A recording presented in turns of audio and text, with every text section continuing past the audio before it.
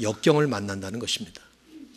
특별히 하나님의 자녀로 살아가는 우리 그리스도인들로서는 얼른 생각해 보면 역경이라는 것이 없을 것 같고 또 없어야 할 것 같은 생각이 들지만 실제로는 여러분 경험해 보셨겠지만 그렇지 않습니다.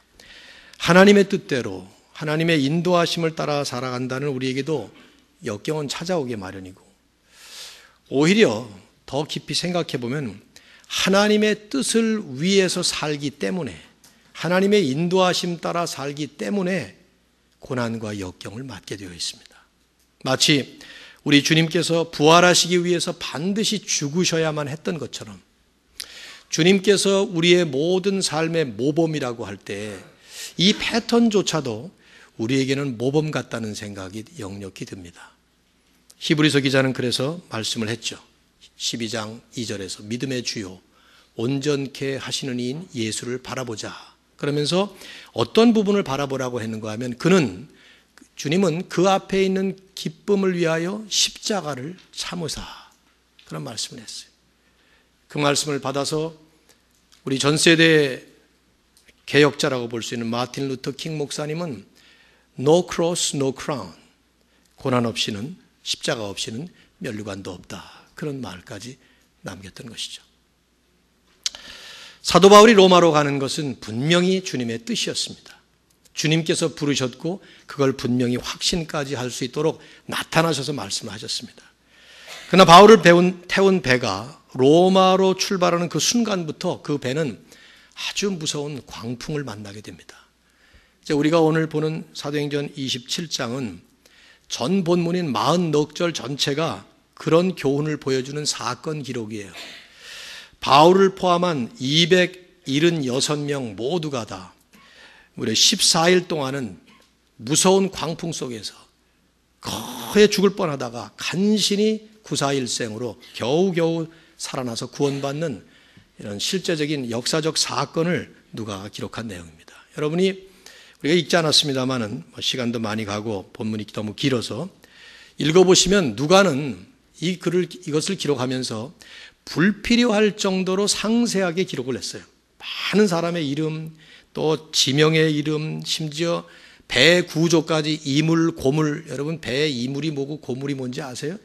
우리는 익숙하지 않은 내용이잖아요. 거룻배, 거룻줄, 이런 여러 가지들을 불필요할 정도로 상세하게 묘사를 하면서 처음 시작부터 이 항해의 풍랑을 만나서 끝날 때까지를 대단히 자세하게 기록을 했죠. 그 이유는 우선은 누가가 이 여정에 처음부터 동참을 하고 직접 보고 느끼고 체험한 아이위트니스였기 때문에 그렇습니다. 그래서 1절에 보시면 우리가 그러면서 누가는 자기를 포함한 1인칭 복수명사로 지금 이 사건의 주인공이라는 얘기를 하고 있어요.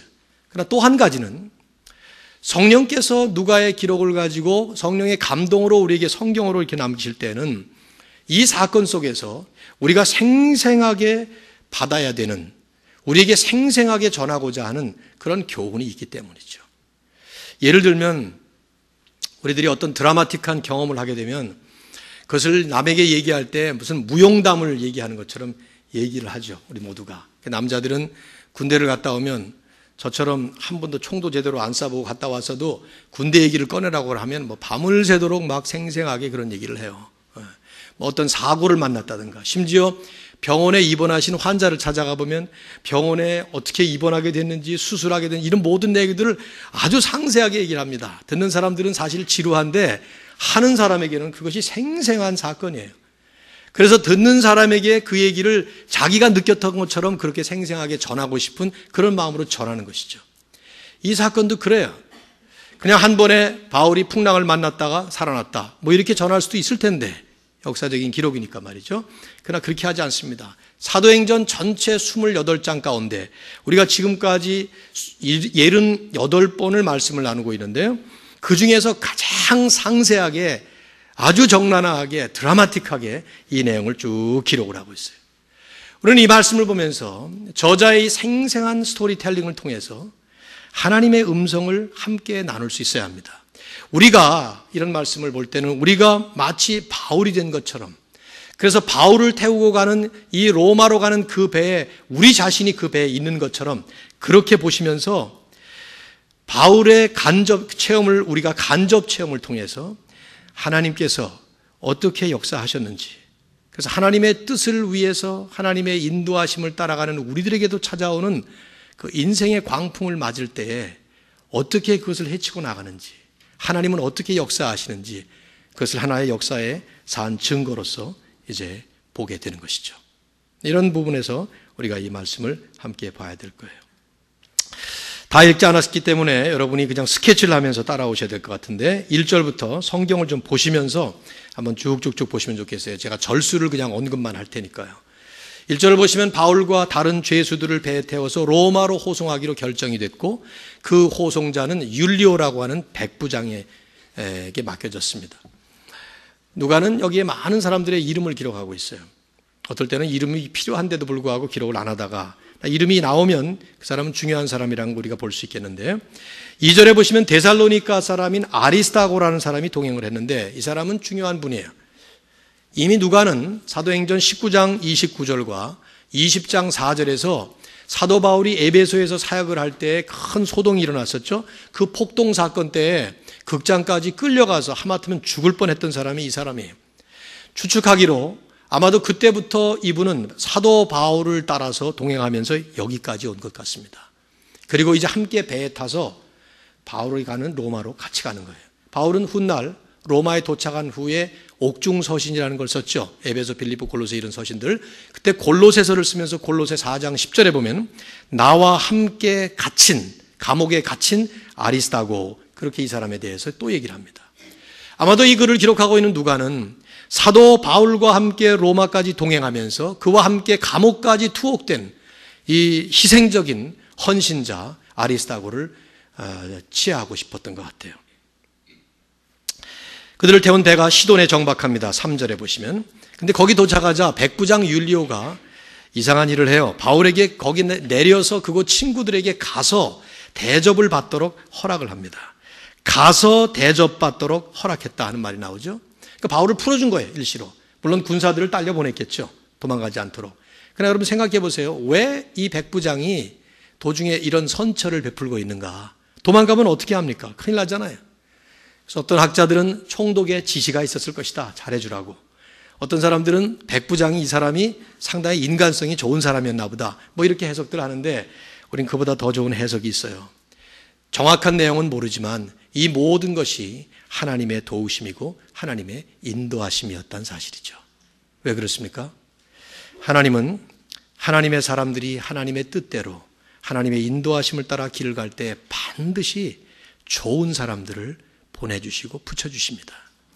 여러분의 인생 경험을 보세요.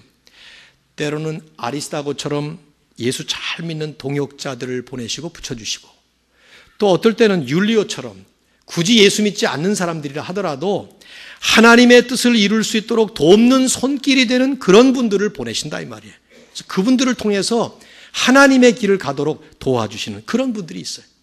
저는 목회하면서 30년 동안에 이런 분들을 얼마나 많이 만났는지 몰라요. 어떻게 하나님께서 이런 동역자들을 붙여주시는가. 감동이 나오는 동역자들. 심지어는 예수 믿지 않는 사람인데도 돕는 손길로 찾아오는 분들이 있었습니다. 제가 한국에서 교회 개척을 했을 때 예수 안 믿는 분들인데 교회에 좋은 일 하는 거니까 하면서 도와주는 분들이 있었어요. 제 친구들 가운데는 과거에 예수 믿지 않는 친구들이 창립 기념 예배 때마다 찾아왔는데 김태곤이가 개업했다고, 이 개업 기념일이라고 그러면서 제가 창립 기념일이라고 저희 교회 안에 이제 저희 동기 동창이 2명이 더 있었습니다. 집사들이. 그래서 그 친구들이 초청을 하면 와가지고 헌금도 하고 그 친구들이. 그래서 너희는 교회도 안 다니면서 무슨 헌금하냐. 그런데 도와주기도.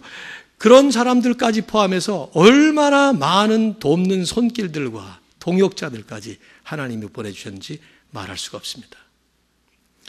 때로는 사역이 힘들기도 하고 고달프기도 하고 괴롭기도 하고 그렇지만 그때마다 힘을 낼 수 있는 원동력이 되었던 이 하나님의 사람들과 돕는 손길들.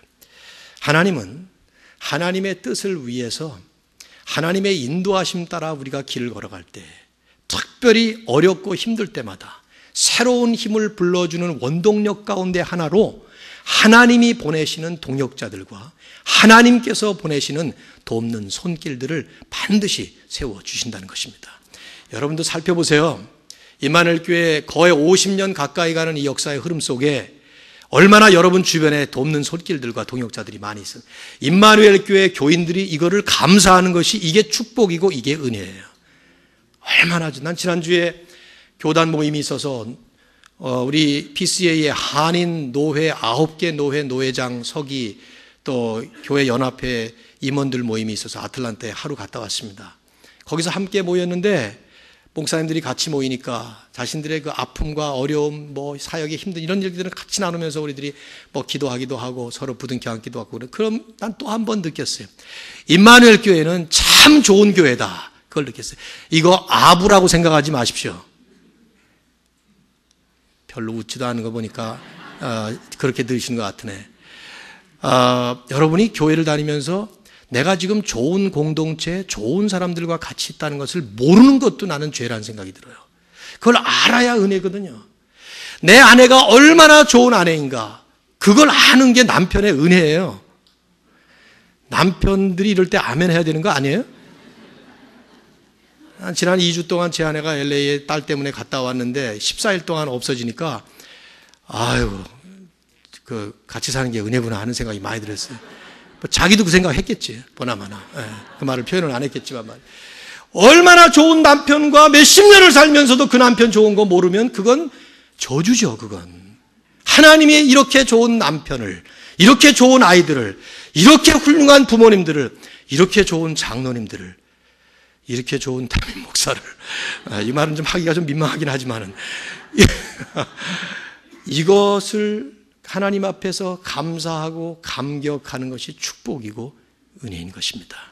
나는 오늘 우리가 공동유회를 하면서 또 이렇게 마감을 하지만 하나님이 베푸신 은혜에 대한 감사와 감격이 우리 모든 성도들의 가슴에 깊이 있었으면 좋겠습니다. 어려운 일이 있죠. 힘든 일도 있습니다. 조금 있으면 광풍이 불어요. 여기 본문에 보시면.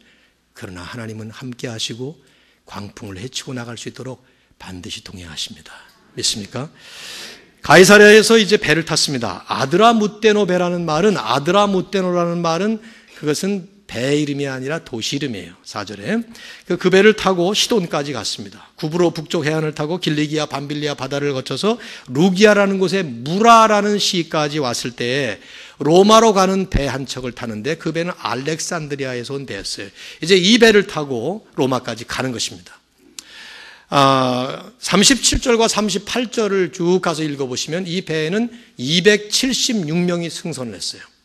제 생각에는 백부장이 거느리는 100명의 군사들과 아마 배를 270명 이상을 태운 배니까 엄청난 배인데 그걸 운전해 나가는 또 선원들 한 40-50명 되지 않았겠어요? 그리고 나머지는 죄수들이었을 겁니다. 어떤 학자는 이 죄수들은 모두가 다 로마의 경기장에서 쓰임을 받게 될 노예들이나 이런 사람이 추측까지 하는 탁월한 학자가 있었는데 아무튼 이 배는 굉장히 큰 대형 화물선이었어요. 곡물을 나르는 화물선이었습니다. 내용을 보시면은요.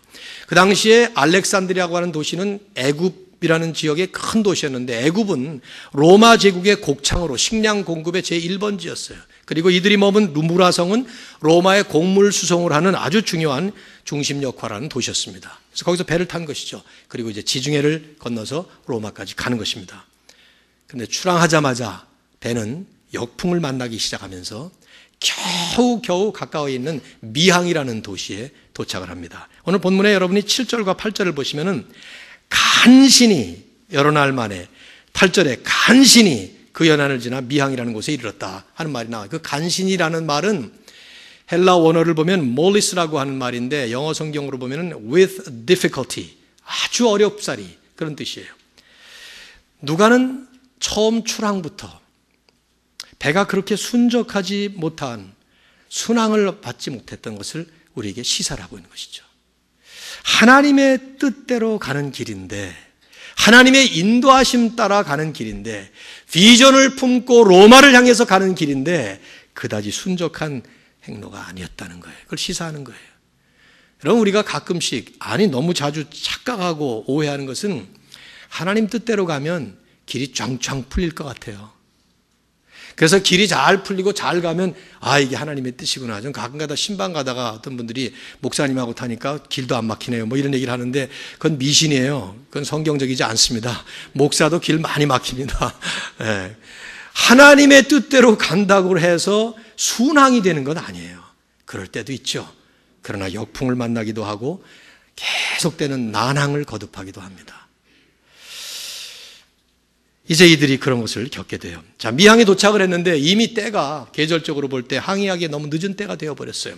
본문의 9절을 보면 금식하는 절기가 지났기 때문에 그렇다 이런 말이 있는데 유대인의 대속죄일인 욤키퍼가 지났다는 얘기예요. 그러면 원력으로 보면 10월 초순입니다.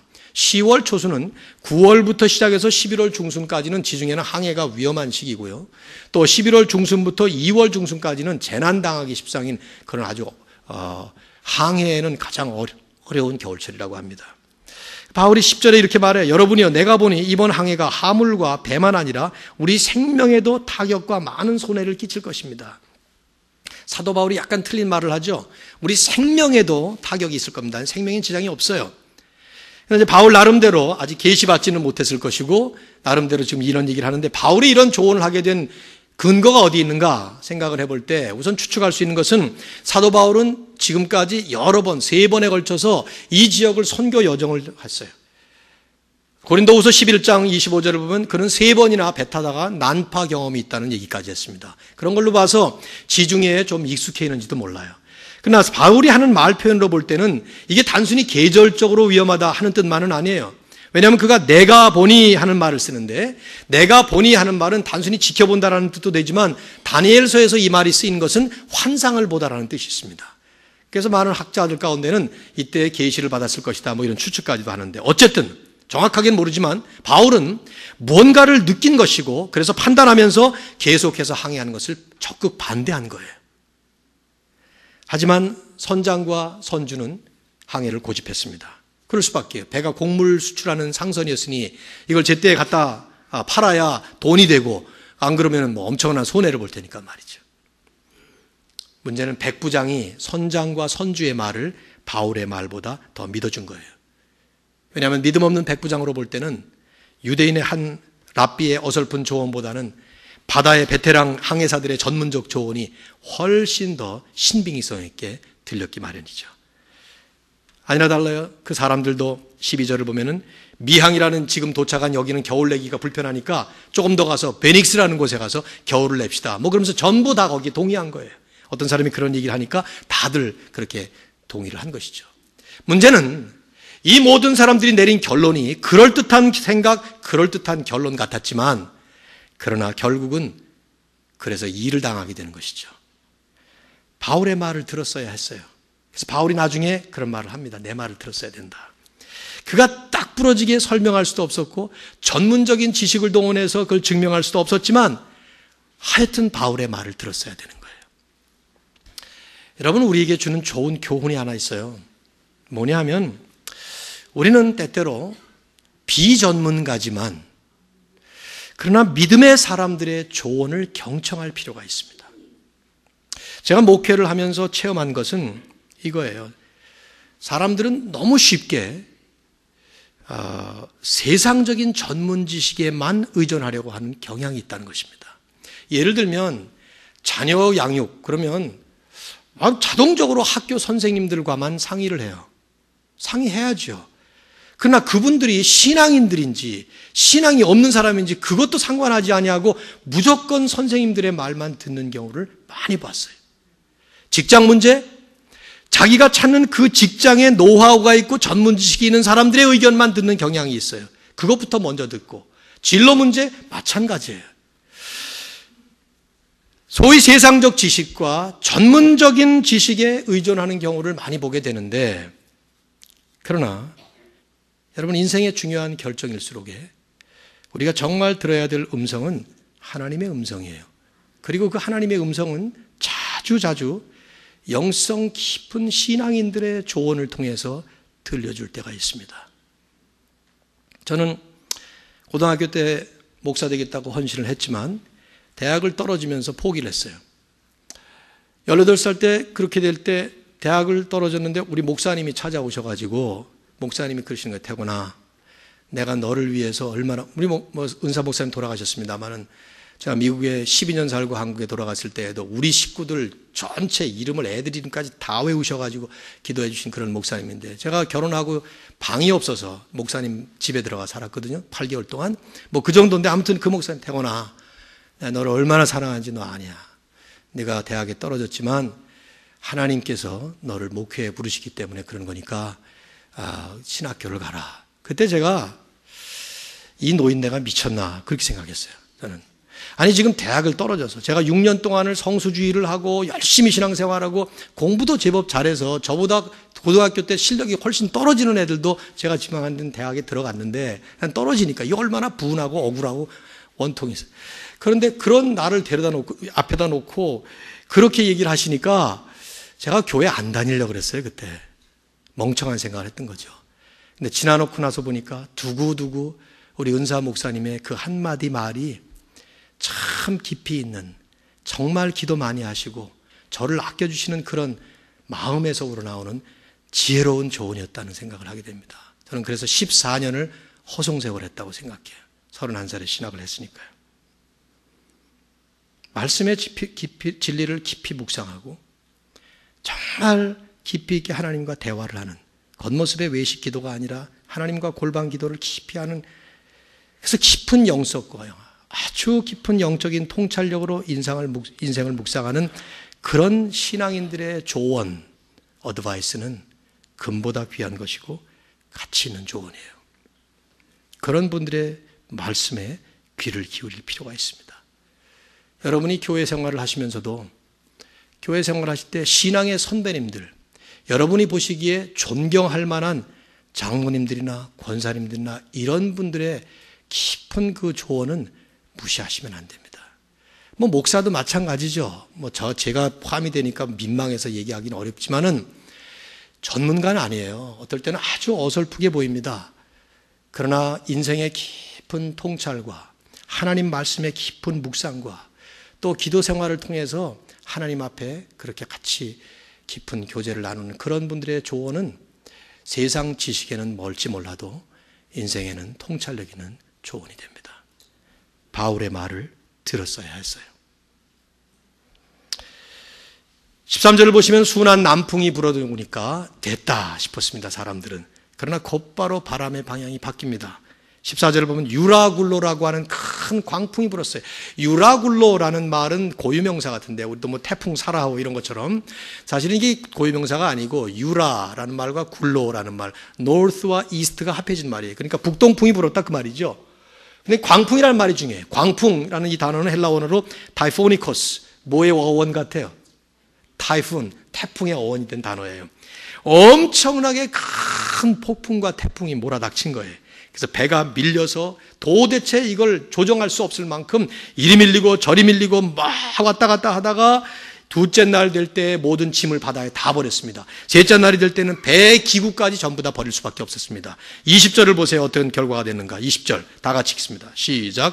여러 날 동안 해도 별도 보이지 아니하고 큰 풍랑이 그대로 있음에 구원의 여망마저 없어졌더라. 구원의 여망, 남을 여자, 희망할 망자, 희망이 남은 것이 하나도 없어졌다 이 말이에요. 헬라어에는 모든 소망이라고 표현을 했어요. 모든 소망을 다 잃어버리고 이제는 죽었구나, 이제는 그냥 죽음만 기다릴 수밖에 없구나, 그런 절망의 나락에 떨어지는 이런 광풍을 이들은 만났던 것이죠. 하나님의 뜻대로 가는 길, 하나님의 인도하심 따라 가는 길이었지만 엄청난 광풍이 불어닥쳤고 그것도 결국은 모든 구원의 소망까지 다 버릴 만큼 엄청난 역경을 만나게 된 것입니다. 여러분 생각해 보세요. 이게 상식에 어긋나지 않아요? 바울을 봐서라면 하나님은 이러시면 안 되는 거예요. 하나님은 하나님의 뜻대로 하나님의 인도하심 따라 로마로 가는 이 사람에게 순풍을 불어주셔서 빨리 가게는 못하실지언정 이렇게 역풍 부시거나 더구나 광풍을 보내시면 안 되는 거예요. 그렇죠? 그게 우리 생각이에요. 하나님의 생각은 달라요. 이사야 55장 8절을 보면, 이건 좀 적으시면 좋을 것 같은데, 이사야 55장 8절을 보면 하나님께서 하신 말씀이 내 생각은 너희의 생각과 다르며 내 길은 너희 길과 다름이니라. 아주 명백하게 말씀하기를 너희들이 생각하는 것과 내가 생각하는 것 다르다. 너희들이 가는 길과 내가 인도하는 길은 다르다. 하나님 그렇게 말씀하셔요. 이사야서는 이스라엘 백성들이 이해할 수 없는 그 단계에서 주신 말씀이에요. 도대체 하나님께서 우리를 하나님의 백성으로 삼으시고 축복하셔야 마땅하지 우리를 어떻게 바벨론으로 포로로 버리시는가. 이때 하나님이 하신 말씀이에요. 내 생각은 너희들 생각과 다르다. 내가 인도하는 길은 너희들이 가는 길과 다르다. 설명하는 것이죠. 우리는 흔히 광풍을 만나면, 인생의 광풍을 만나면 뭔가 잘못됐다고 생각을 해요. 그러다 보니까 그 잘못의 원인이 누군가에게 있다는 생각을 흔히 합니다. 누가 잘못이다. 가정에서 광풍을 만나면 남편 잘못이다, 아내 잘못이다. 그러면서 부부싸움이 계속 납니다. 대한민국에 이 IMF가 터졌을 때 이혼이 얼마나 급증했는지 몰라요. 서로 부부가 막 그 직장을 잃은 것 때문에가 아니라 그것이 동기가 되어서 결국은 부부싸움이 일어나고 가정 파탄이 일어나고 수많은 사람이 자살을 하고, 인생의 광풍을 만날 때 우리는 너무 쉽게 남을 비난하지만 이건 누구의 잘못이 아니에요. 하나님께서 무슨 생각이 있어서 그렇게 하시는 것입니다. 하나님의 하시는 일이에요. 하나님이 종종 자주자주 우리에게 인생의 광풍을 보내실 수 있다 이 말이죠.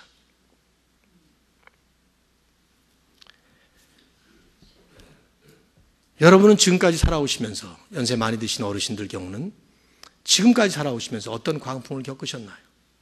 절대로 그것이 즐거운 일은 아니죠.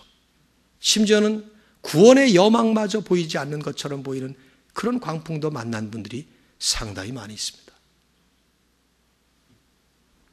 그래서 미국으로 오는 것이 다시 소망을 가질 것인가, 꿈을 가질 것인가 하고 오신 분도 많이 있어요. 저희 아버지도 그랬으니까요.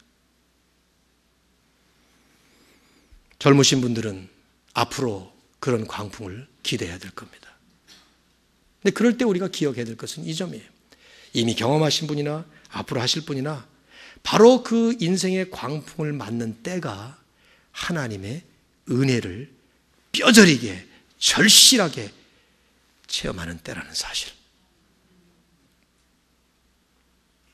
광풍을 만나서 인간적인 모든 소망을 다 잃어버릴 때, 그때가 심령이 가난한 자가 되어서 완전히 spiritual bankrupt를 체험하면서 우리가 하나님만 바라보고 하나님의 은혜만이 내가 살 길입니다. 그리고 나올 때라 이 말이죠. 이걸 알았던 사람이 바울이에요. 그래서 바울은 이제 그 다음 순간부터 마지막까지 다른 사람들과 전혀 다른 대조적인 모습으로 이 사람들 앞에 우뚝 섭니다. 도대체 바울은 이 초인간인가 이런 생각이 들어요. 근데 바울에게는 남과 다른 것이 딱 하나 있었어요. 그게 바로 하나님, 그분이었던 것이죠. 자, 21절. 바울이 이제 이런 상황 속에 있는 이들을 향해서 뭐라고 말합니까? 여러 사람이 오래 먹지 못하였음에, 뭐 먹지 못했겠만 했겠습니까? 먹은 거 다 토했겠죠. 여러분 혹시 그 배 타고 멀미해 보셨어요? 경험 있으신가요?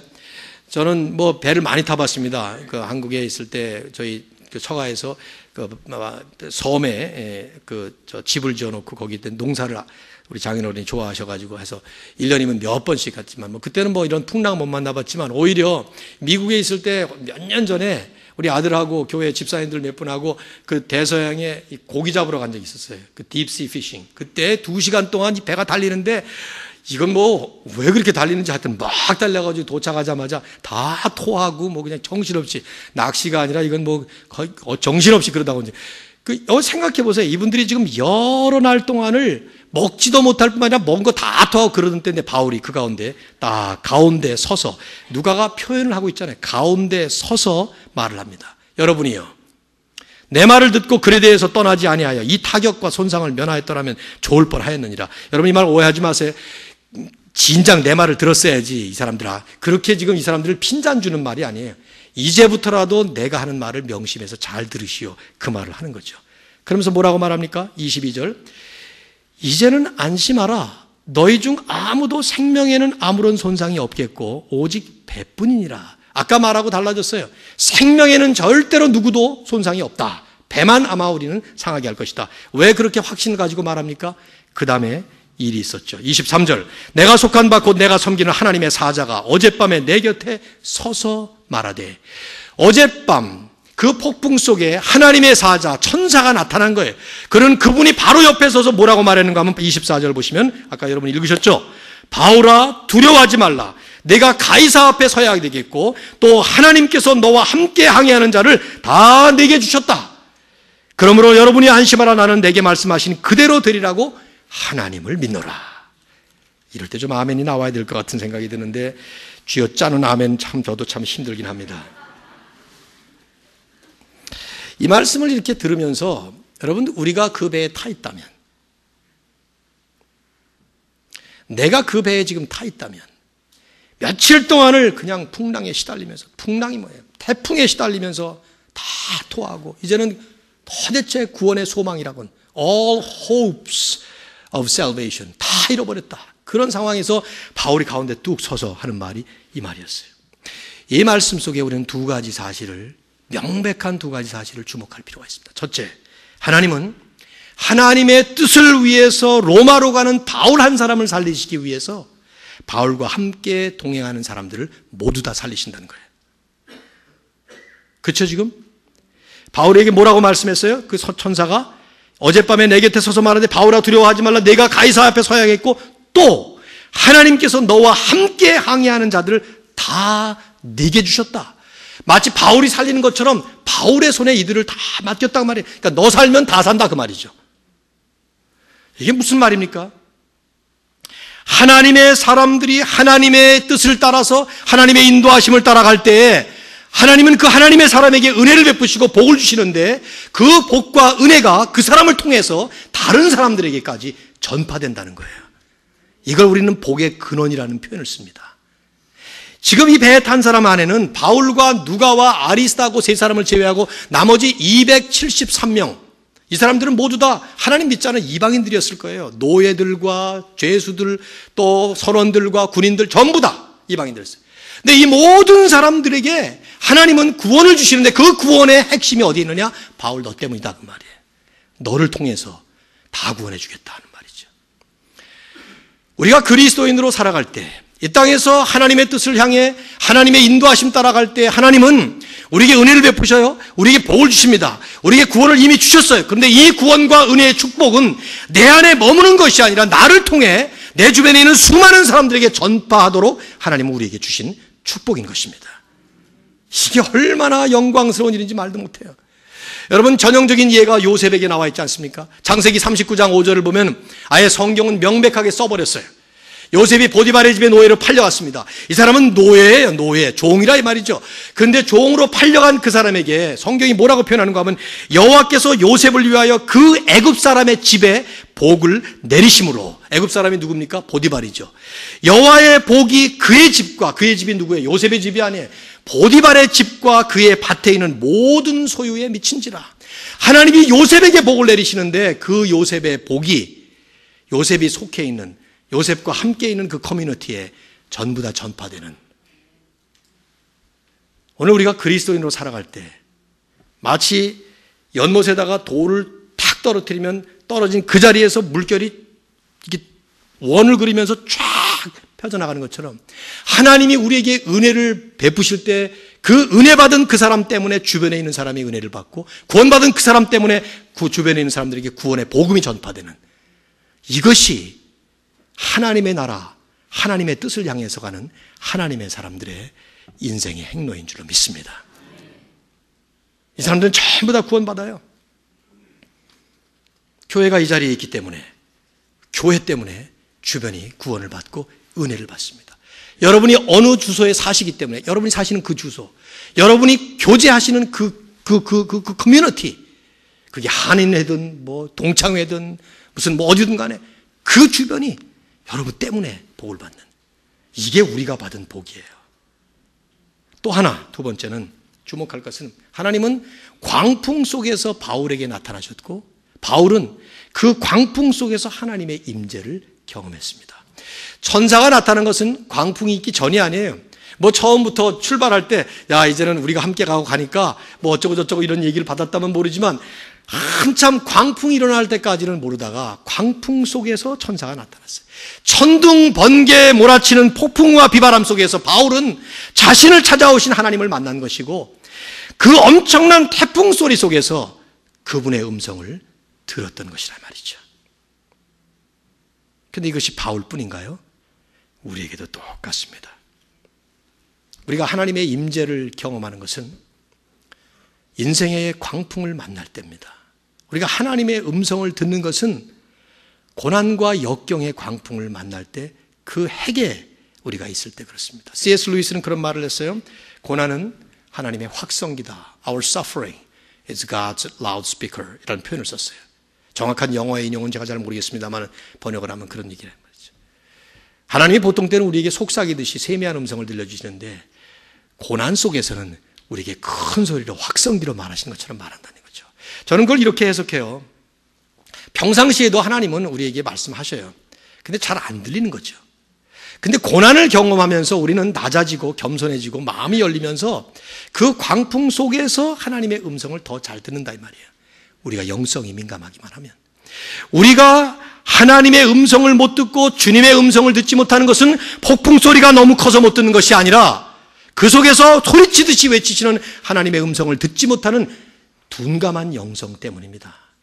우리들이 하나님의 임재하심을 보지 못하는 것은 우리의 눈앞을 가로막는 문제가 너무 커서가 아니라 그것을 볼 줄 아는 영성이 부족하고 영성이 둔하기 때문에 그런 것입니다. 그렇기 때문에 이 예배가 중요한 거예요.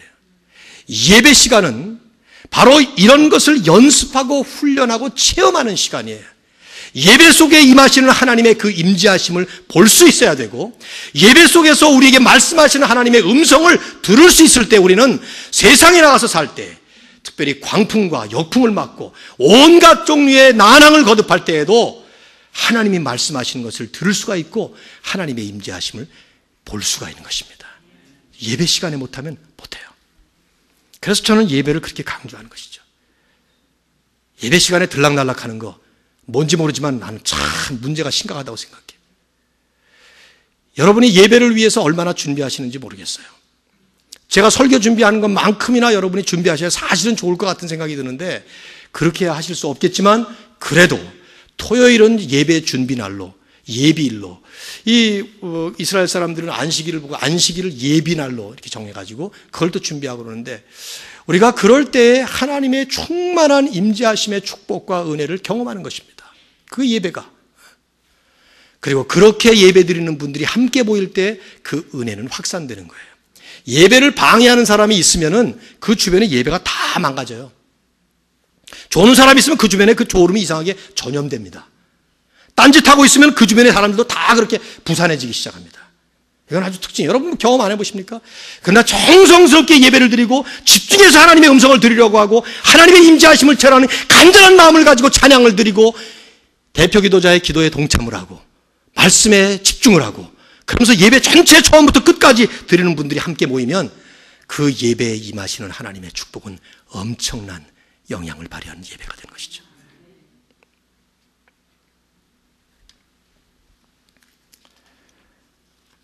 (14일) 동안 진행이 됐어요. 2주 동안. 27절부터 이 44절은 이제 바람이 잦아서 그때부터 이제 쭉 가다가 끝마무리를 하게 되는데 내용을 쭉 한번 여러분이 스케치를 해보세요. 열나흘째 되던 날 밤에 사공들이 보니까 육지가 가까운 걸 느꼈습니다. 길을 재보니까 물을 재보니까 20길이 되고 그 다음에 15길이 되고 그래서 암초에 걸릴까 해서 고물, 그러니까 고물이란 말은 배의 뒷전이죠. 이물이 배의 앞전이고요. 거기서 닻을 내렸어요. 내리고는 날이 새기를 고대하고 있는데 사공들은 이제 육지가 가까웠으니까 도망하려고 했던 것 같아요. 이 30절에 보시면 그래서 닻을 내리는 채 하고 이물에서 거룻배, 즉 라이프보트라는 얘기인데요. 거룻배라는 말은 라이프보트 구명선을 내리려고 그랬습니다. 그때 바울이 얘기합니다. 31절 보세요. 31절 바울이 백부장과 군인들에게 이르되 이 사람들이 배에 있지 아니하면 너희가 구원 얻지 못하리라. 그러니까 바울의 말을 듣고 두마디 하지 아니하고 이에 군인들이 거룻줄을 끊어서 버린 거예요. 여러분 생각해보세요. 지금 이 상황에 유일하게 라이프보트, 구명선 하나가 지금 걸려있는데 그거를 잘라서 버릴 만큼 사도 바울의 말에 철저하게 복종하듯이 바울을 절대적으로 신뢰하는 모습 보십시오. 그래서 바울이 날이 새니까 33절에 이제 또다시 모든 사람들을 모아놓고 얘기합니다. 당신들이 음식을 이제까지 못 먹었는데 이제는 먹고 기다리라. 이제 하나님 구원하실 때가 됐다 이 말이죠. 오늘까지 14일 동안 음식을 못 먹었으니 이제는 먹으라. 그럼 34절 이 음식이 너희의 구원을 위하는 것이요 너희 중 머리카락 하나도 잃을 자가 없으리라. 누구 말씀 생각나요? 너희 중에 머리카락 하나도 잃을 자가 없으리라. 예수님이 그런 말씀하셨죠. 하나님이 허락지 아니하시면 머리카락 하나도 안 빠진단 말이에요. 예? 머리숱 자꾸 머리 빠지는 분들 기억하시면 돼요. 하나님께서 허락하시기 때문에 빠진 거니까. 그러면서 떡을 가져다가 모든 사람 앞에서 하나님께 축사하시고 그러고는 먹기를 시작합니다. 마치 오병이어 때에 주님께서 축사하시는 것처럼 성찬식을 하는 것처럼 이 모든 믿지 않는 273명의 이방인들을 모아놓고 하나님께 축사를 하고 그리고는 이 떡을 떼어 먹기 시작합니다. 36절을 보니까 그들도 다 안심하고 받아 먹으니 바울이 주는 떡을 받아 먹는데 안심하고 편안한 마음을 가지고 먹은 거예요. 276명이. 그리고는 배부르게 먹고 이제는 배를 가볍게 하기 위해서 바다로 던진 겁니다. 여러분 여기서 지금 사도 바울의 이 모습을 주목하실 수 있겠어요? 바울은 더 이상 죄수 바울이 아니라 마치 구세주 바울처럼 이 사람들을 지금 이렇게 저렇게 인도하고 있는 이 모습. 그러면서 이제 육지에 가까이 가게 되는데 갑자기 두 물이 합치는 곳에서 한 물은 배 앞부분을 치고 또 한 물은 배 뒷부분을 치면서 배가 깨져나가고 말았어요. 쪼개졌습니다. 파손이 된 것이죠. 그때 군인들은 42절을 보면 죄수들이 도망할까봐 죄수들 도망하면은 그러면 이 사람들도 큰일 나니까 백부장 보고 다 죽여버리자 그랬습니다. 바울과 모든 한 100여 명의 죄수들을 전부 다 죽여버리자는 거예요. 그러나 백부장은 그 뜻을 따르지 않았어요. 왜? 43절 백부장이 바울을 구원하려 하여 그들의 뜻을 막고 바울 한 사람 때문에 죄수들 다 죽을 뻔했는데 다 살아난 거예요. 그리고는 헤엄칠 줄 아는 사람 뛰어내려라. 헤엄칠 줄 모르는 사람들은 부서진 그 널빤지 같은 거 잡고 그래서 결국 다 상륙해서 구조되고 멜리데라고 하는 섬에 도착하게 된 것이죠. 여러분 우리가 이 말씀을 쭉 보면서 사도 바울이 지금 우리가 그 자리에 있다면 봐야 될 모습은 이거죠. 이 광풍을 만난 때가 하나님의 사람들이 하나님의 빛을 비출 때이고 이 광풍의 핵 속에 있을 바로 그때가 하나님께서 살아 역사하신다는 것을 보여줄 때라는 것. 그래서 사도 바울을 통해서 지금 하나님은 이 모든 사람들에게 하나님 되심을 입증해 보이는 거예요. 바울은 그것을 지금 선포하고 있는 것입니다. 이게 진짜 전도예요. 이게 진짜 증인의 삶이라 이것이죠. 살아계신 하나님께서 본인의 입술과 그의 삶을 통해서 이 모든 사람들에게 증거되는 순간이에요. 바울 한 사람 때문에 이 모든 사람들이 다 살아났다는 것을 이들은 깨닫게 된 것이죠. 우리가 인생의 광풍을 만날 때 우리는 너무 쉽게 세상적인 생각으로 내가 지금 저주를 받는다부터 시작해서 채찍을 맞는다. 그리고 누구 잘못이다. 누구 때문이다. 그런 얘기들을 많이 합니다. 그러나 그렇지 않아요. 하나님은 하나님의 뜻을 향해서 가는 하나님의 사람들을 개인이나 공동체나 이런 광풍을 보내실 때가 있어요. 그러나 그 광풍 속에서 하나님의 하나님 되심이 드러나시는 것이고 하나님의 사람들 역시 하나님의 하나님 되심을 드러내는 절호의 찬스며 기회가 되는 거예요. 오늘날 세상이 어렵다 보니까 교회도 같이 어려워지는 것은 하나님의 뜻이 아니에요. 세상살이가 힘들고 경제가 어려워지고 사회가 복잡해지고 혼탁해지고 그럴 때 교회도 역시 우리가 세상에서 살고 있기 때문에 하나님의 사람들인 우리 모두도 그런 어려움을 겪지만 심지어는 세상 사람들은 권모술수를 쓰기도 하고 온갖 잘못된 일들을 저지르면서 오직 유일한 자신들의 소망인 그 우상, 돈이면 돈, 명예면 명예, 집이면 집, 그것을 향해서 가느라고 그들은 그 방면에서는 성공할지 모르지만 우리는 그럴 수가 없기 때문에 자주자주 엄청난 피해를 받습니다. 사업도 세상 사람들처럼 잘하기가 쉽지 않고 정직하게 하니까 인생살이를 살아가면서도 그게 쉽지가 않아요. 그렇지만 바로 그럴 때가 하나님의 역사하시는 것을 보여줄 때이고 우리 역시 체험할 때라는 것이죠. 바로 그때에 사도 바울처럼 우리는 광풍을 헤치고 인도하시는 하나님을 볼 수 있어야 되고 그 하나님과 함께 동행하면서 끝까지 가야 되는 것입니다. 여러분 기억하셔야 돼요. 이 본문 전체의 선 사건을 나름대로 여러분이 정리하셔서 여러분이 바울이 되셔가지고 기억해 보세요. 사도 바울을 싣고 로마로 가던 그 배가 광풍을 만났다는 사실, 그것도 아주 큰 광풍. 그래서 결국은 그 광풍 때문에 깨어지고 부서지고 무너지고 구원의 소망이 다 사라질 정도로 그런 엄청난 역경을 만났다는 사실.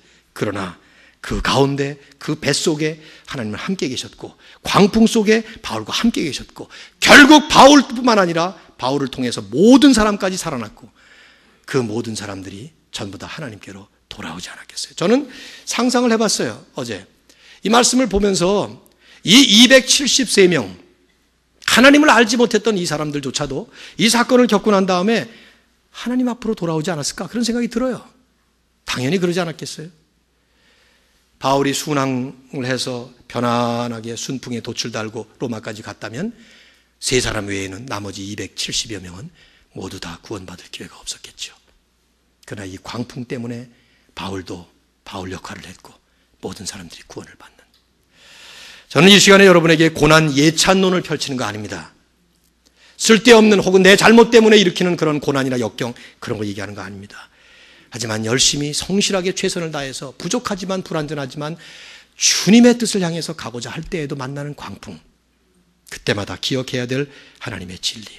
다음 주에 우리가 외울 말씀으로 이사야서 41장 10절을 여러분에게 소개해드렸어요. 어떤 말씀입니까?